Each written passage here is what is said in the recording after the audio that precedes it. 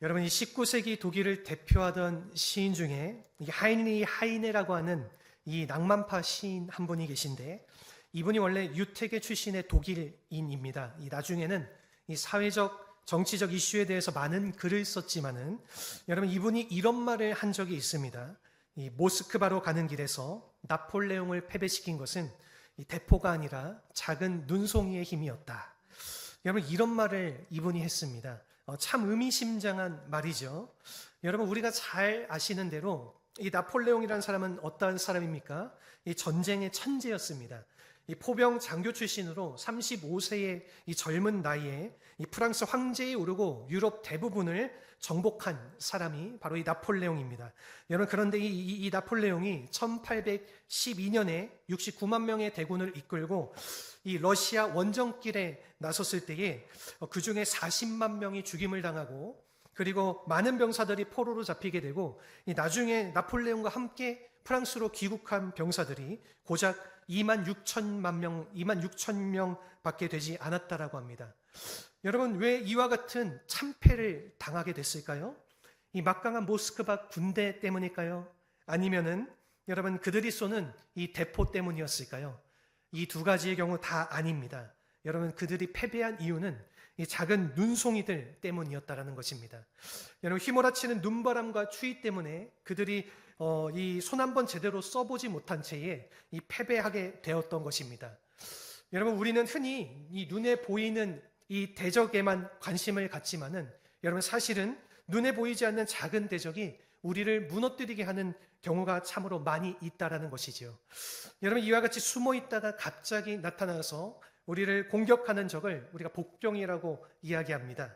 여러분, 이것은 즉 예상치 못한 적이나 혹은 뜻밖의 문제를 우리가 복병이라고 부를 수가 있는 것입니다. 여러분, 이 나폴레옹의 경우에는 그것이 눈보라였지만은 우리 모두에게도 이와 같은 인생의 복병들이 참으로 많이 있다라는 것이지요. 여러분, 생각지 않던 곳에서 문제가 일어나고, 그리고 생각지 않던 어려움 때문에 이 삶이 파괴되는 경우가 많다는 것입니다. 여러분, 우리 인간관계 속에서도 이러한 복병들이 많이 있습니다. 작은 불신의 마음이 복병이 되어서 관계를 깨뜨리기도 하고, 이 별거 아닌 것처럼 보이는 말 한마디가 이 갈등을 일으키고 상처를 주는 경우도 많이 있지 않습니까? 여러분, 그러나 무엇보다도 무서운 복병은 영적인 복병입니다. 이 내 안에 숨어 있다가 결정적인 순간 튀어나와서 이 나를 무너뜨리게 만드는 이 죄라고 하는 이 복병이 가장 무서운 것입니다. 여러분, 이것은 하나님과의 관계를 깨뜨리고, 그리고 인생 전체를 깨뜨리는 힘을 가지고 있기 때문에 여러분, 대단히 무서운 복병이 아닐 수가 없는 것입니다. 이 다윗의 경우는 여러분, 그것이 정욕이었습니다. 이 다윗은 이스라엘의 성군이었죠. 여러분, 우리가 잘 아는 대로 하나님을 사랑했고 말씀을 사랑했고 정치적으로나 군사적으로나 흠이 없던 이스라엘의 아주 대단한 지도자였습니다. 오죽하면 하나님께서 내 마음에 합한 자라 불렀던 다윗이었지만은, 여러분, 이 다윗이 정욕, 그가 가지고 있었던 이 정욕이라는 복병 때문에 결정적인 순간에 그것이 튀어나와서 이 우리아의 아내인 바세바를 범하게 하고, 그것으로 인하여서 본인도 어려움을 겪고 가정도 파괴되어지는 그런 상처를 겪었던 것입니다. 모세와 같은 경우에는 분노가 그러한 복병이었습니다. 여러분, 그래서 그는 애굽 사람을 때려 죽이기도 했고, 여러분, 이스라엘이 시내산 밑에서 금송아지를 만들어서 섬길 때에 이 십계명판을 그 분노 때문에 들고 바닥에 던져서 깨뜨렸습니다. 여러분, 그러나 결정적인 사건은 민수기 20장에 나오는 사건인데요.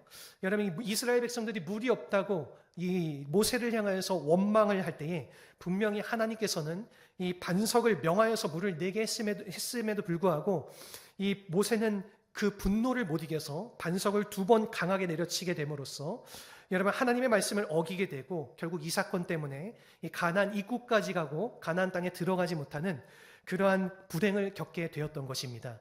여러분, 사울 왕의 같은 경우는 조급함이 바로 그와 같은 복병이었습니다. 블레셋과의 전쟁에서 제사를 드려야 되는데 이 사무엘이 오지 않아서 자기 손으로 이 제사 번제를 드리고 말았던 것이죠. 하루만 기다렸으면 되는데, 하루만 기다리면 사무엘 선지자가 와서 제사를 드릴 텐데 그것을 참지 못한 것으로 말미암아 여러분, 이 사울 왕조가 몰락을 하게 되었던 것입니다. 여러분, 유다의 아주 유명한 왕이었던 우시야 왕의 경우는 교만이었습니다. 여러분, 유다들 왕들 가운데서 가장 오랜 기간 통치했던 52년 동안 이 우시야 왕이 통치를 했는데, 여러분, 그만큼 막강한 왕이었던 그가 이 제사장의 만류에도 불구하고 이 성전에 들어가서 자기 손으로 분향을 하다가 이 문둥병에 걸려서 남은 생애를 아주 불쌍하게 보내게 되었던 것입니다. 여러분, 이와 같이 위대한 사람이건 이 평범한 사람이건 모든 사람들에게는 이 마음에 복병이 있는 것입니다. 여러분, 우리의 마음속에도 이와 같은 복병이 있지만은 여러분, 우리가 잘 인식하지 못하기 때문에 이거를 지나친 경우가 참 많습니다. 여러분, 그렇게 되면은 언제 터질지 모르는 이 뇌관처럼 우리의 마음속에 있는 이 복병이 순간적으로 우리의 삶을 무너뜨릴 수가 있기 때문에 우리가 이것을 잘 다뤄야지 우리의 삶의 터전이 무너지지 않을 수가 있는 것입니다. 여러분, 그러면 어떻게 하면 우리가 이 마음의 복병을 처리하고 이 삶의 터전을 지킬 수 있을까요? 저는 오늘 본문을 통해서 여호수아와 이스라엘 백성들이 이 마주한 상황들을 통해서 이 세 가지를 함께 나눠보고자 합니다. 우선 첫 번째입니다. 이 첫 번째는 숨겨진 탐심을 비워야 한다라는 것입니다. 오늘 본문의 1절 말씀입니다. 우리 같이 한번 한 목소리로 읽어보겠습니다. 이스라엘 자손들이 온전히 바친 물건으로 말미암아 범죄하였으니 이는 유다 지파 세라의 증손 삽디의 손자 갈미의 아들 아간이 온전히 바친 물건을 가졌음이라. 여호와께서 이스라엘 자손들에게 진노하시니라. 아멘. 여러분, 우리가 오늘 본문을 보시면은 이 이스라엘 백성을 실패하게 했던 이 근본 원인은 마음속에 숨겨져 있던 탐심이었다는 것입니다. 여기 보시면은 이 온전히 바친 물건이라는 말이 나오는데, 여러분, 이것은 히브리 말로 헤렘이라고 부릅니다. 그래서 우리가 신명기 7장 24절에서 26절을 보시면요, 하나님께서 이스라엘 백성을 향해서 이런 규정을 주신 내용이 있습니다. 우리 같이 한번 읽어보겠습니다. 그들의 왕들을 내 손에 넘기리니 너는 그들의 이름을 천하에서 제하여 버리라. 너를 당할 자가 없이 내가 마침내 그들을 진멸하리라. 너는 그들이 조각한 신상들을 불사르고 그것에 입힌 은이나 금을 탐내지 말며 취하지 말라. 내가 그것으로 말미암아 올무에 걸릴까 하노니 이는 내 하나님 여호와께서 가증히 여기시는 것임이라.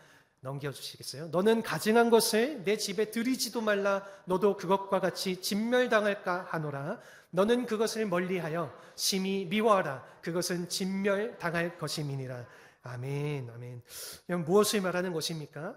이 이스라엘 백성이 이방인들과 전쟁을 했다가 이 승리할 경우에는 그 성 안에 있는 그 모든 것들, 이 사람이건 가축이건 여러분 그 모든 것들을 다 진멸시키고 어떠한 것들도 취하지 못하도록 이 명령을 내렸다라는 것이죠. 여러분, 이것이 바로 이스라엘 백성들에게 하나님께서 명하신 이 헤렘의 법이라는 것입니다. 여러분, 어떻게 생각해 보면은 참 잔혹하게 느껴지기도 하고 우리가 납득이 안 갈 수도 있겠지만은 여러분, 하나님께서 이렇게밖에 하실 수 없었던 분명한 이유가 있었습니다.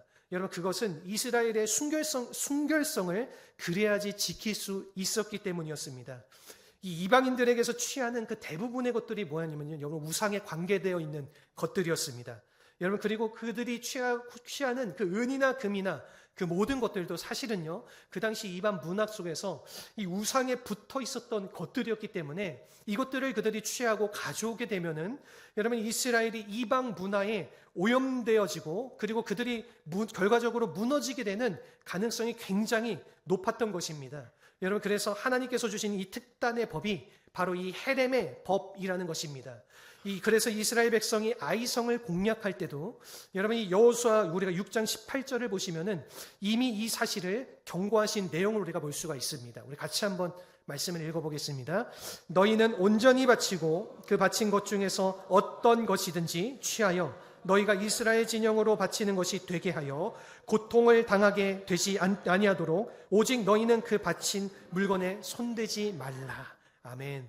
여러분, 분명히 하나님께서 이렇게 말씀하셨음에도 불구하고 이 아간이라는 사람이 이것을 슬쩍 탈취한 것입니다. 아무도 보는 사람이 없기 때문에 모를 줄 알았지만은 여러분, 그러나 하나님의 눈마저 속일 수가 없었던 것이지요. 여러분, 그래서 결국 제비뽑기를 통해서 이 아간의 범죄가 들통이 나게 되고 그가 잡히게 되어서 이 모든 백성 앞에 아간이 끌려 나와 자신이 가지고 있는 이 물건들을 다 내놓게 되었습니다. 우리가 오늘 7장 21절의 말씀을 보게 되면은 여러분 그가 훔쳤던 물건의 종류가 이렇게 기록이 되어져 있습니다. 우리 같이 21절 말씀 읽어보겠습니다. 내가 노력한 물건 중에 시나이산의 아름다운 외투 한 벌과 은 200세겔과 그 무게가 50세겔 되는 금덩이 하나를 보고 탐내어 가졌나이다. 보소서, 이제 그 물건들을 내 장막 가운데에 땅속에 감추었는데 은은 그 밑에 있나이다 하더라. 아멘. 우리가 여기 보시게 되면은 이 아간이 탐했던 물건 중에서 이 시나일산 외투 한 벌, 이것이 나옵니다. 여러분, 이것은 시나일 지역에서 만든 외투인데, 여러분 이 시나이라고 하는 것은요, 우리가 창세기 11장을 보게 되면은 이 바벨론 탑을 지어 올렸던 그 지역명이었습니다. 여러분 여기에 이 고대 바벨론 제국이 세워지게 되고 이것을 시작점으로 바벨론 종교가 이제 세워졌던 것이 여러분 이 바로 시날 지역이었습니다. 그래서 우리가 요즘식으로 표현하면은요, 여러분 이것을 무엇이라고 말할까? Made in 바벨론. 이 바벨론산 외투라고 이야기할 수가 있습니다. 여러분 명품을 말하는 것입니다.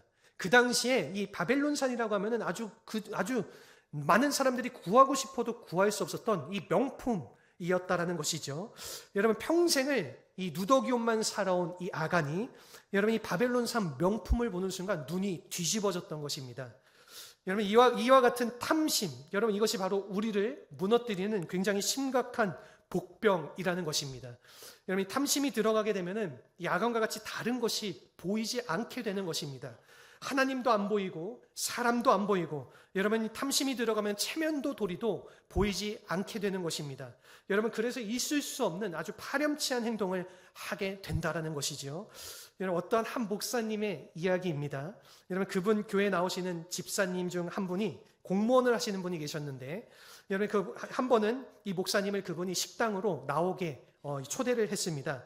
이 식당에 나갔더니 이 집사님이 수십만 원이 넘는 아주 비싼 식사를 주문을 하신 것입니다.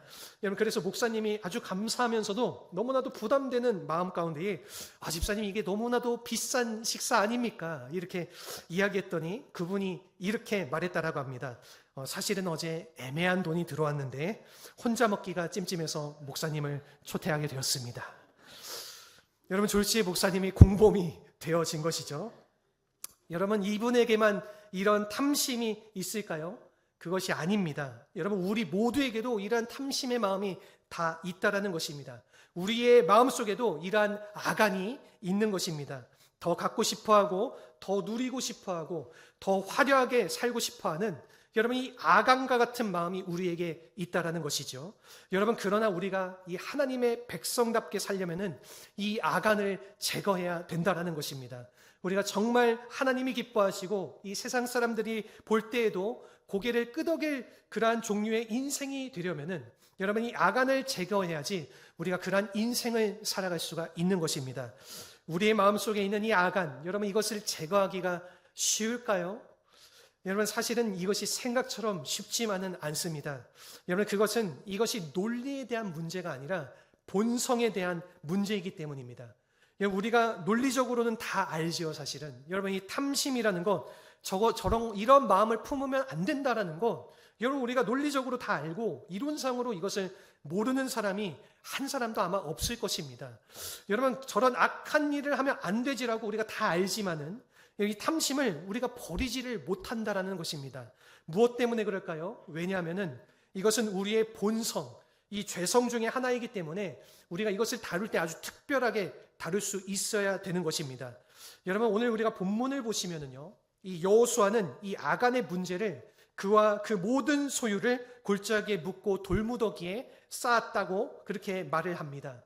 여러분 그리고 그곳을 아골 골짜기라고 칭하게 했습니다. 여러분 아골이라는 말은 이 말의 뜻이 괴로움, 고통이라는 의미를 가지고 있습니다. 여러분 이것은 우리가 영적으로 우리가 살펴볼 때에 이 우리의 모든 죄의 탐욕을 묻어버리는 그 고통의 장소, 그곳이 바로 이 아골 골짜기를 의미한다라는 것이죠. 여러분 이런 측면에서 이 아골이라는 장소가 저는 이 골고다를 연상시키는 것이 아닌가 그렇게 생각이 되어집니다. 여러분 우리 마음속에 있는 이 죄악의 문제를 덮어버릴 수 있는 장소, 여러분 나의 모든 탐심을 처리하고 땅에 묻어버릴 수 있는 장소는 이 골고다 언덕 십자가에 밖에 없다라는 것입니다. 여러분, 그래서 사도 바울은요, 이 갈라디아서 5장 24절에서 이렇게 선포를 했습니다. 우리 같이 한번 크게 읽어보겠습니다. 그리스도 예수의 사람들은 육체와 함께 그 정욕과 탐심을 십자가에 못 박았느니라. 아멘. 어디에 못 박았다고요? 십자가에 못 박았다. 우리 사람이 절대로 해결할 수 없기 때문에, 여러분, 이 우리 마음속에 있는 이 악안을 나의 힘으로는 결코 제거할 수 없기 때문에 우리가 십자가의 보혈 앞에 가지고 나아가야지, 여러분, 이 악안을 무너뜨릴 수가 있는 것입니다. 여러분, 나의 능력으로는 이 탐심을 이겨낼 수 없지만은, 여러분, 내 안에 임재하시는 이 성령님을 의지하게 되면은, 여러분, 우리 마음속에 이 탐심이 찾아올 때마다, 이 악안이 꿈틀거릴 때마다 이 성령님을 의지하며 예수 그리스도의 십자가의 보혈의 능력으로 우리가 이 모든 것을 깨어 부술 수가 있다는 것입니다. 여러분, 이 성령의 능력과 권세를 붙드시기를 바랍니다. 여러분, 그러면 하나님의 능력이 우리의 마음속에 있는 이 모든 죄성을 깨뜨려 주시고 이런 놀라운 하나님의 은혜를 입혀 주실 줄로 믿습니다. 이런 은혜가 우리 삶 속에 가득하기를 주님의 이름으로 축원합니다. 아멘. 우리 두 번째는 뭐냐면요, 이 마음의 빗장을 올려야 한다는 것입니다. 여러분, 오늘 본문의 2절 3절 말씀인데, 우리가 일반적으로 사람이 성공하면은 자신도 모르게 교만해져서 이 마음에 가드를 내릴 때가 참으로 많이 있죠. 여러분, 우리가 이것을 조심해야 된다는 것입니다. 우리의 마음의 빗장을 내리는 순간 이 유혹과 악한 영들이 우리의 마음 가운데 들어오게 되는 것이죠. 오늘 우리가 본문 2절 3절 말씀 우리 같이 한번 크게 읽어보도록 하겠습니다. 여호수아가 여리고에서 사람을 베델 동쪽 베다웬의 곁에 있는 아이로 보내며 그들에게 말하여 이르되 올라가서 그 땅을 정탐하라 하매 그 사람들이 올라가서 아이를 정탐하고 여호수아에게로 돌아와 그에게 이르되 백성을 다 올라가게 하지 말고 2-3천 명만 올라가서 아이를 치게 하소서. 그들은 소수이니 모든 백성을 그리로 보내어 수고롭게 하지 마소서 하므로. 아멘. 여러분, 지금 여기 뭐가 흘러가게 되면 정탐꾼이 지금 아이성을 정탐하고 여호수아에게 보고를 하는 내용이 지금 오늘 본문에 나오는 건데, 여러분들 생각에 지금 이 정탐꾼이 보고한 내용이 정확하다라고 생각이 되어지십니까? 여러분, 우리가 흔히 이 여리고성 우리가 생각할 때에 이 여리고성은 큰 성이고 아이성은 이 작은 성이었다, 그렇게 설명하는데, 우리가 실제로 여러분 어떠한 성이 컸을까요?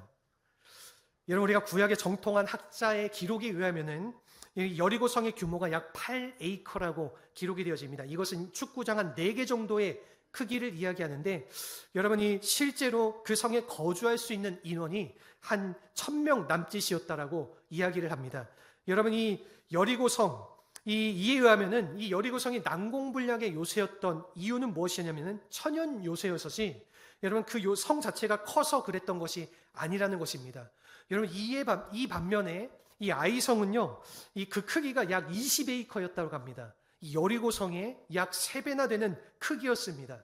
여러분, 그래서 우리가 여호수아 8장 25절의 말씀을 보게 되면은 여기서 성 안에 살고 있는 남녀의 숫자가 기록되어져 있는데, 약 그 남녀의 숫자가 한 12,000명 정도라 그렇게 기록이 되어져 있습니다. 여러분, 그러니 여리고성보다 훨씬 큰 성이 바로 이 아이성이었다라는 것이죠. 여러분, 그리고 그만큼 이 일반 사람들이 거주를 하게 되면은 그 중에서 병사들은 최소한 한 4,000에서 5,000명 정도였을 것입니다. 여러분, 군사 전략가들의 말에 의하면은 여러분이 공격을 하려면은 방어하는 사람들보다 적어도 3배 이상의 전력이 필요하다, 그렇게 이야기들을 합니다. 여러분, 지금 그 성 안에 4,000에서 5,000명의 병사들이 있는데, 여러분 어떻게 2-3,000명이 가서 그곳을 정복할 수 있다라고 그렇게 정탐꾼들이 보고를 했을까요? 여러분, 그 이유는 둘 중에 하나라고 생각이 되어집니다. 첫째는 부실하게 정탐을 했던지, 그리고 둘째는 교만해서 그것을 정확하게 보지 못했다라는 것입니다. 여러분, 우리 마음이 이 자만심으로 가득 차게 되면은 우리 주변에 찾아오는 이 현실들을 정확하게 볼 수가 없는 것입니다. 여러분, 이 여호수아의 마음도 이와 동일했다라는 것이죠. 정탐꾼들의 보고에 대해서 사실은 이 여호수아가 옛날 같았으면은 여러분이 본인이 직접 분명하게 이것이 맞는지 확인을 하고 그리고 하나님께 기도를 해 보았을 텐데, 우리가 이 성경 기록을 보게 되면은 이후에 이런 기록이 전혀 기록되어져 있지 않습니다.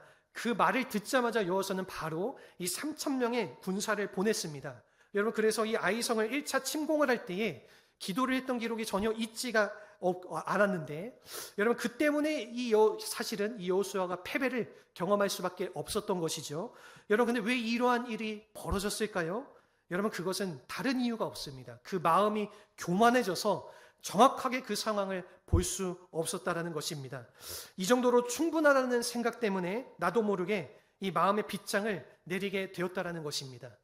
여러분, 우리가 아무리 성공이 찾아와도 이 마음의 빗장을 내리면은 안 됩니다. 여러분, 이 기도의 빗장을 내리게 되면은 그 틈 사이로 이 악한 영이 들어오게 되는 것입니다. 우리가 아무리 잘 나가고 형통할 때라도 우리가 기도를 멈추고 하나님께 나아가는 것을 멈추게 되면은 어느 사이에 이 사단에게 공격을 당하게 되고 우리가 무너질지 모르게 된다라는 것이지요. 여러분, 이 중국의 고사성어 중에 호가호이라는 이 사자성어가 있습니다. 이 내용을 제가 말씀해 드리면은 이 여호가 호랑이 위세를 빌려서 호기를 부린다라는 뜻인데요. 여러분, 한 번은 여호가 길을 가다가 이 호랑이를 만났습니다. 졸지에 이 호랑이에게 잡혀서 죽게 된 여호가 기지를 발휘해서 호랑이에게 이렇게 말을 하게 됩니다. 아, 호랑이님, 잠깐만요. 제가 누구인지 몰라서 지금 잡아먹으려고 하는 것 같은데 제가 어떤 사람인지 당신에게 보여주겠습니다. 이런 말을 하고 나를 따라오십시오. 이렇게 이야기를 하고 자신이 먼저 앞장서서 길을 가고 호랑이가 그 뒤를 따라오게 되었습니다. 여러분, 그랬을 때에 많은 동물들을 마주치게 되는데 그 동물들마다 이 혼비백산에서 이 여호 앞에서 도망을 치는 것이지요. 여러분, 동물들이 왜 도망을 쳤을까요? 그것은 여호 때문이 아니라 호랑이 때문이었죠. 여러분, 이 여호 뒤에 따라오는 호랑이 때문에 이 동물들이 다 도망한 것인데 여기에 맛을 들인 여호가 자신도 모르게 우쭐해져서 호랑이 없이 길을 걷게 되면은 어떻게 될까요? 아마도 다른 동물들에게 금방 잡아먹히게 될 것입니다. 여러분, 우리도 이와 같은 어리석음을 범할 때가 참으로 많이 있다라는 것입니다. 여러분, 나에게 주신 모든 것이 하나님 때문인데, 나에게 주신 이 건강도, 우리의 가정도, 여러분, 하나님의 교회도, 우리의 가정이 잘 살고 하나님의 교회가 부흥하게 하신 이 모든 것들, 내가 건강하게 살게 하신 이 모든 것들, 여러분, 하나님 때문인데, 하나님 없이도 성공할 줄 알고 우리가 교만해지고 자만해지게 되면은 여러분, 하루아침에 마귀의 밥이 될 수가 있다라는 것입니다. 여러분, 그러므로 사랑하는 성도 여러분, 우리가 성공할수록 조심해야 될 줄로 믿습니다. 우리가 개인이건 교회이건 잘 될 때에 더 겸손해야 된다라는 것입니다. 더 겸손하게 하나님의 앞에 나아가서 우리가 엎드려서 기도를 해야 이 기도의 끈을 놓지 않고 주님 앞에 나아갈 때에 언제 어디서 사탄의 공격을 받아서 넘어지게 되는 그 순간을 우리가 능히 딛고 우리가 이기며 나아갈 수가 있는 것입니다. 그러므로 우리가 교만하지 말고 항상 기도로 우리의 마음을 지키시는 우리 모든 성도님들이 되시기를 주님의 이름으로 축원합니다. 아멘. 우리 마지막으로 세 번째는요, 이 탓하는 습관을 버려야 한다라는 것입니다. 오늘 본문의 6절, 7절 말씀입니다. 우리 같이 한번 한 목소리로 읽겠습니다. 여호수아가 옷을 찢고 이스라엘 장로들과 함께 여호와의 궤 앞에서 땅에 엎드려 머리에 티끌을 뒤집어 쓰고 저물도록 있다가 이르되 슬프도소이다. 주 여호와여, 어찌하여 이 백성을 인도하여 요단을 건너게 하시고 우리를 아모리 사람의 손에 넘겨 멸망시키려 하셨나이까? 우리가 요단 저쪽을 만족하게 여겨 거주하였다면 좋을 뻔하였나이다. 아멘. 여러분, 오늘 본문 6절 7절을 보시면은요, 여호수아가 이와 같은 이 패배의 상황 앞에서 보였던 반응이 나옵니다. 이 6절을 보시면은 여러분, 자신이 군대가 패배했을 때에 여호와 앞에 나와서 자복하고 있죠. 지금 간절하게 엎드려서 지금 기도하고 있는 것입니다. 여러분, 이것은 참으로 잘한 모습인데 우리가 7절을 이어서 보게 되면은 여러분, 그가 하나님께 이 과정을 드린 이 기도의 내용, 여러분, 여기에 바로 문제가 있었다라는 것입니다. 여러분, 여기서 이 여호와께서 우리를 멸망시키려 하셨다. 지금 이 여호수아가 그렇게 하나님 앞에 지금 고하고 있는 것이죠. 여러분, 이 고백을 통해서 여호수아는 지금 실패의 원인을 누구에게 돌리는 걸까요? 하나님께 지금 돌리고 있는 것입니다. 여러분, 이 모든 실패, 우리 이 아이성에서 우리가 패배했던 이 모든 것이 누구 탓이에요? 하나님 탓이었다라는 것입니다. 하나님이 우리를 내버려 두셨기 때문에 우리가 패배한 것이 아니겠습니까? 이렇게 지금 항명하고 있는 것이 여호수아의 모습인 것이죠. 여러분, 과연 이 아이성의 실패가 하나님 때문이었을까요? 여러분 결코 그것이 아닙니다. 여러분 이 여호수아의 실패, 이 아이성의 실패는요, 사실은 그들의 불순종으로 말미암아 그들 스스로가 자초한 것인데 마치 하나님 때문인 것처럼 하나님 탓을 했다라는 것입니다. 여러분 더구나 그들이 요단 저쪽을 만족하게 여겨 거주했으면 더 좋았을 뻔하였나이다, 이렇게 말을 하고 있는 것은요, 여러분 이것은 정말 여호수아답지 않은 고백을 지금 하고 있는 것입니다. 여러분 사실 이 가나안을 정복하는 것, 이것이 하나님께서 이스라엘 백성들에게 주신 하나님의 비전이었습니다. 여러분 이 하나님의 나라를 세우는 사건이 바로 이 가나안 땅을 정복하는 사건들이었는데, 여러분이 이 굉장히 중요한 이와 같은 비전이었는데, 여러분 여호수아가 지금 무엇이라고 말하고 있습니까? 차라리 우리가 이 요단강을 건너지 않고 동쪽에 그냥 거주했으면 좋았을 텐데, 지금 이렇게 말하고 있는 것입니다. 여러분 어떠한 성경학자들은요, 이 여호수아의 이 고백에 대한 이 대목에 대해서, 여러분 이것은 마치 38년 전에 이 가데스 바네아에서 부정적인 보고를 했었던 이 10명의 정탐꾼의 말을 영상시킨다, 그렇게 지적을 했습니다. 여러분 이것이 무엇 때문입니까? 너무나도 여호수아답지 않은 고백이었기 때문에. 여러분 그 10명의 정탐꾼들이 한결같이 다 정탐하고 와가지고 모세에게 저 땅은 우리가 정복할 수 없습니다 말할 때에 딱 2명의 사람, 여호수아와 갈렙은 믿음으로 저 땅 정복할 수 있습니다, 그렇게 말하지 않았습니까? 그런데 여러분 오늘 본문에서 여호수아는 지금 완전 반대로 그 10명의 정탐꾼들과 같은 말을 하나님께 지금 고하고 있다라는 것입니다.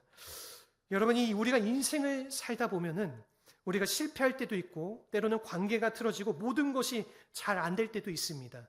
여러분 내 인생이 잘 안 풀렸을 때에 우리가 하나님 탓을 하기 시작하면은 우리의 인생은 결코 풀려질 수가 없는 것입니다.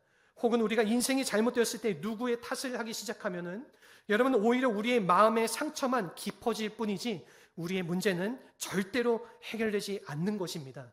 여러분 그러므로 문제가 생겼을 때 우리가 가져야 되는 바른 자세가 필요한데, 제가 3가지의 자세를 조금 한번 나눠보고자 합니다. 첫 번째는요, 우리가 다른 사람을 탓하기보다는 우리 자신을 돌아볼 수 있는 시간이 있어야 된다는 것이죠. 여러분 부부관계에서 문제가 생겼을 때 우리가 보통은 서로 탓을 많이 하지 않습니까? 당신 탓이기 때문에 이렇게 벌어졌어, 이렇게 우리가 많이 싸우게 되는데, 여러분 그러나 그 부부싸움 끝나게 되는 순간이 언제인지 아십니까? 내가 먼저 잘못했다고, 내가 잘못했어, 용서해줘, 그렇게 고백하면은 여러분 그 정도로 다 끝나여지게 되는 것이, 나를 먼저 돌아볼 수 있는 마음이 있어야 되는 것이죠. 여러분 두 번째는요, 이 문제가 생겼을 때에 그래도 감사를 할 수 있어야 하는 것입니다. 여러분 이 정도로 끝난 것을 감사하는 것입니다. 탓하기보다 우리가 그렇게 감사를 하게 되면은 마음에 기쁨이 주어지고 회복이 일어나게 되는 것이죠. 세 번째는 무엇이냐면 믿음의 시각으로 우리가 모든 것을 다시 보아야 한다라는 것입니다.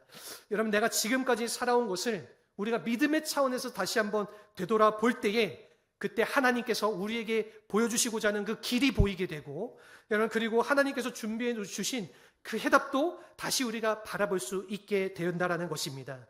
여러분 이러한 의미에서 우리가 주어진 문제보다 더 중요한 것은 여러분 그것을 다루는 자세입니다. 여러분 우리의 삶 가운데서도 많은 어려움이 찾아올 수가 있습니다. 우리가 원망하고 탓하기 시작하면은 여러분 그것이 정말로 끝이 없지만은 여러분 그러한 상황 속에서 우리가 오히려 우리가 주어진 상황을 받아들이고 우리가 믿음으로 새롭게 보기 시작하면은 길이 열리고 이 새 축복이 시작이 된다라는 것입니다. 여러분 일본의 기업가 중에서 이 마스시타 고노스케라고 하는 이 한 기업가가 있습니다. 지금은 이 사람이 세상을 떠난 분이신데, 여러분 이 세계 2차 대전 직후에 이 폐허가 된 일본 땅에 이 마스시타 전기회사를 세워가지고 이 세계적인 회사로 만든 분입니다. 그래서 이 사람을 많은 사람들이 경영의 신이라고 그렇게 불리우는 사람입니다. 여러분 오죽했으면은 일본 아사히 신문에서 일본의 지난 1000년 역사상 가장 위대한 경영인 중 한 명을 뽑는다라면은 그 사람이 바로 마스시타를 뽑아야 된다, 그러한 기사를 썼습니다. 여러분 이분이 남긴 말 중에 이러한 말이 있습니다. 나는 하나님이 주신 이 3가지 은혜 때문에 크게 성공할 수 있었다. 첫 번째는 집이 몹시 가난해서 구두 닦기 신문팔이와 같은 고생을 통해서 이 세상을 살아가는데 많은 경험을 쌓을 수가 있었다. 두 번째는 태어날 때부터 몸이 몹시 약해서 운동을 힘썼기 때문에 건강을 유지할 수가 있었다. 그 마지막 세 번째는 나는 초등학교도 못 다녔기 때문에 모든 사람을 나의 스승으로 여기고 그리고 누구에게나 물어가면서 배우는 일에 게을리하지 않았다. 여러분, 이러한 일 때문에 자신이 성공할 수 있었다라고 그 사람이 말을 했던 것입니다. 여러분, 참으로 위대하지 않습니까? 일반 사람 같으면 가난을 탓하고 건강을 탓하고 학벌을 탓했을 텐데 여러분, 오히려 그것 때문에 성공을 하게 되었다라고 말하는 것입니다. 여러분, 이것이 이 사람을 일어서게 만든 것이지요. 여러분, 세상 사람들도 이와 같이 살고 있는데 하물며 하나님을 믿는 여러분, 우리 그리스도인들이 문제만 생기면 누구 탓을 하고 원망을 하면서 살아서야 되겠습니까? 사랑하는 성도 여러분, 우리 모두에게는 문제가 있습니다. 여러분, 문제가 없는 사람은 한 사람도 없습니다. 인생 살다 보면은 우리가 아이성이나 이 17성과 같은 난적을 만날 때가 있는데 여러분, 그때 중요한 것은 바른 믿음을 갖는 것입니다. 여러분, 하나님이 나의 삶을 다스리게 하시게 하면은 여러분, 그리고 하나님께서 나의 삶 속에서 일하시기 시작하면은 어떠한 성도 무너질 수가 있고 어떠한 난관도 뚫고 지나가서 우리가 승리할 수 있는 것입니다. 여러분, 우리가 인생을 반드시 살기를 원한다면은 내 마음속에 있는 이 복병을 조심해야 될 줄로 믿습니다. 여러분, 탐심은 하나님을 향한 우리의 사랑을 빼앗아갑니다. 여러분, 교만은 기도의 문을 닫게 하고 이 하늘의 능력을 차단시킵니다. 원망하고 탓하며 사는 마음에는 감사와 은혜의 감격이 사라지는 것입니다. 여러분, 그러므로 우리가 아무리 힘들지라도 여러분, 하나님 바라보고 주를 향해서 나아갈 때에 여러분, 하나님께서 우리를 고쳐주시고 다시 일으켜주셔서 바른 삶을 살아갈 수 있도록 도와주실 줄로 믿습니다. 여러분, 이러한 은혜가 우리의 삶 가운데 가득하기를 주님의 이름으로 축원합니다. 아멘. 우리 시간 함께 오늘 말씀을 생각하면서 아까 불렀던 우리 찬양 마음이 상한 자를 고치시는 주님, 우리가 끝까지 우리가 주님 앞에 나아갈 때에 우리의 삶을 고쳐주시고 우리의 삶을 주님의 성령으로 가득 채워주실 줄로 믿습니다. 여러분, 그런 주님을 의지하고자 하는 마음으로 이 찬양의 고백으로 우리 함께 기도의 자리로 나아가길 원합니다.